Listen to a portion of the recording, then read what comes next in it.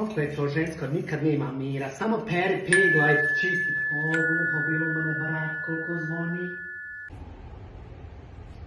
A šta ovaj majmun hoće? Hallo Ajše. Hallo. Ist dein Bruder zu Hause? Nix. Posle će on doći. Kann ich dann bei dir reinkommen und auf ihn warten? Komm, sitze. Danke, Ajše. Wirklich lieb von dir. Pa kus krenu cipalama, a te ja sam vam tamo znaš. Ach, Entschuldigung, hab's vergessen. A bit će tebi šuligu. Schick hier. Ja, hoćeš kafu? Beim Kaffee sage ich nicht nein. Hajde, dadem mi kolače, pa neće valjda sve pojest. Na, Ajše, Deutschland ist nicht schlecht. Solange du nicht auf unseren Tassen bist, ist alles gut.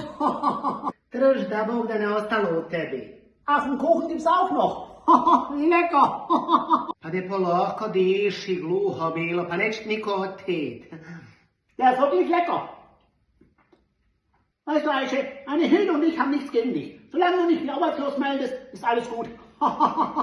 Ja, Bog me ubio, ja ništa ne razumim što on men priča. Ja.